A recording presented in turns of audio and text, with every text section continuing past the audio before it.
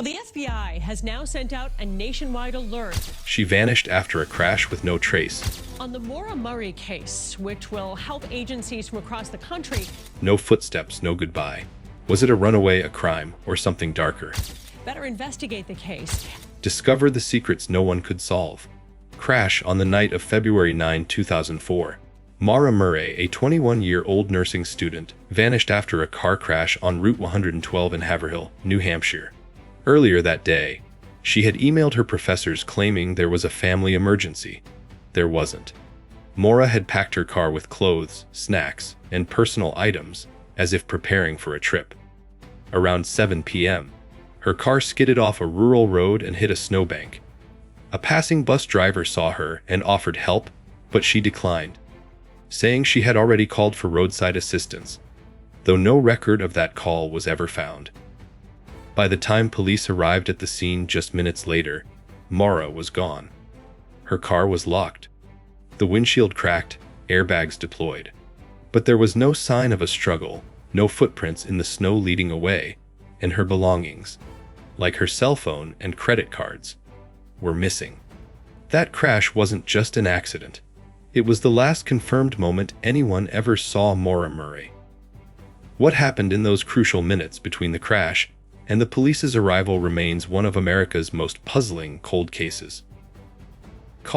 Before her disappearance, Maura made a series of strange phone calls that added to the mystery. On the day she vanished, she contacted a condo rental service in Vermont, inquiring about availability. This hinted that she might have been planning a getaway, but she didn't tell anyone where she was going or why. She also checked her voicemail multiple times and spoke briefly to her boyfriend and a few friends, though nothing alarming was reported from those calls. But one call stood out. Around 1 p.m., Maura called a fellow nursing student to report she'd be absent for a few days, citing a family emergency, an emergency that didn't exist. Her family later confirmed they knew nothing about any crisis. This fake excuse has baffled investigators for years. Why lie? What was she running from? Or running to? Even more chilling, after Maura disappeared, her phone records showed one more call to her boyfriend's voicemail, but she never left a message. Was she scared? Trying to say goodbye? Or did someone else make that call? These unanswered calls are more than just details. They might hold the key to what Maura was thinking in her final known hours. Note one of the most debated pieces of the Maura Murray case is the note found in her dorm room at the University of Massachusetts, Amherst. When investigators searched her room after her disappearance, they discovered a printed email on her desk. It was a message between Maura and her boyfriend, and it hinted at relationship troubles. Some believe it was a breakup note or a sign that Maura was emotionally distressed before she vanished. Alongside the note, her belongings were packed neatly in boxes, like someone preparing to leave for good. But here's where it gets murky. Was Maura planning to start fresh somewhere new? Or was this a sign she was saying goodbye? Her family insisted the note wasn't alarming, just a personal letter printed out casually. But to investigators, it raised more questions. Why leave it out in the open? Why pack up? Some theorists believe the note was a signal of escape, while others think it points to a mental health crisis. Either way, it gives a rare glimpse into Maura's state of mind, just hours before she disappeared. Was this note her way of preparing for a break, or a final farewell? Clues over the years. Investigators and internet sleuths have chased dozens of clues in Maura Murray's disappearance, but none have led to solid answers. After the crash, a rag was found stuffed into the tailpipe of her car. Some believe this was a sign of sabotage, while others think Maura did it herself in a desperate attempt to keep the car running or quiet. Then there's the scent trail picked up by search dogs.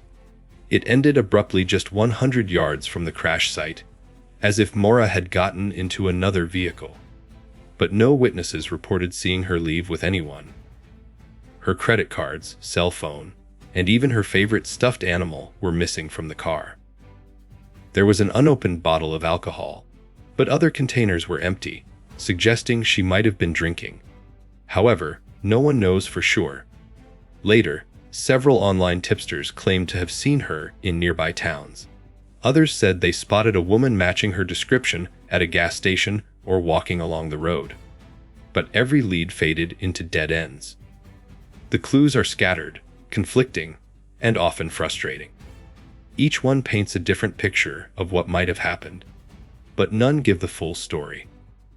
That's what makes this case so haunting: so many clues, yet no clear answers. Suspects in most disappearances, someone close is usually involved. But in Maura Murray's case, there's no confirmed suspect. Still, several names have surfaced over the years, and each adds more layers of mystery. Some pointed fingers at her boyfriend, Billy Roche. Their relationship had its ups and downs, and while he helped with the search, rumors of infidelity and controlling behavior raised suspicions. However, no solid evidence ever linked him to her disappearance. Others speculated about the bus driver who first saw Maura after the crash. He said she seemed uninjured and declined his help. While he was cooperative with police and passed a polygraph, some still question if he knew more than he shared. There were also reports of local men with criminal records in the area around the crash site. One even allegedly bragged about having knowledge of Maura's fate, but nothing ever came of it. Years later, no arrests have been made, and no concrete suspects have been officially named. What's troubling is that so many possible suspects have been floated, yet none fully fit the puzzle. It leaves us wondering, was Maura taken by a stranger, helped by a friend, or did she vanish on her own? The truth remains hidden behind too many shadows. Theories. Maura Murray's case has spawned countless theories, each trying to explain how a 21-year-old woman could vanish without a trace. Some believe she ran away to start a new life, possibly in Canada. The packed car, the printed directions, and the lie about a family emergency support this idea. But if she planned a new life, why no contact in 20 years? Others think Maura met with foul play. She was alone, on a dark rural road, far from home. The scent trail ending suddenly suggests she may have been picked up by someone. But was it someone she knew or a dangerous stranger? There's also the theory of a mental health crisis. Maura had crashed her dad's car days earlier, was reportedly emotional, and possibly drinking. Some wonder if she simply walked into the woods and succumbed to the elements.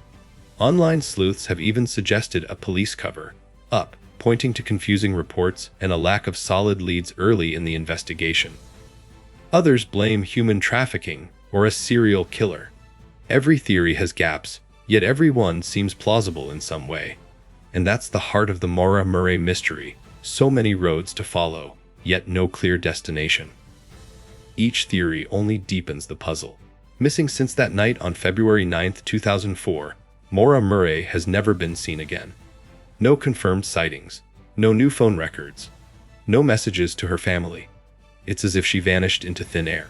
Despite intense media coverage, multiple searches with cadaver dogs, ground teams, and even sonar scans of nearby ponds, nothing concrete has ever been found. Her disappearance sparked one of the first major internet-fueled true crime communities, with thousands of people analyzing her case for years. But even they came up empty. Her family has never stopped looking. They've put up billboards, created websites, and pressured law enforcement to keep the case alive. In 2021, police conducted a renewed ground search in the area near the crash site. But again, no trace. Maura's case remains officially open and unsolved. She is still classified as a missing person, not a crime victim. No one knows for sure if she was kidnapped, harmed, or chose to disappear. And that's what makes it chilling. How can someone just vanish without a trace? With no body, no belongings, and no goodbye? 20 years later, the silence still echoes. What really happened to Maura Murray that night? Hit subscribe and share your theory. Don't miss our next video. The unsolved mystery of the Somerton man to mom should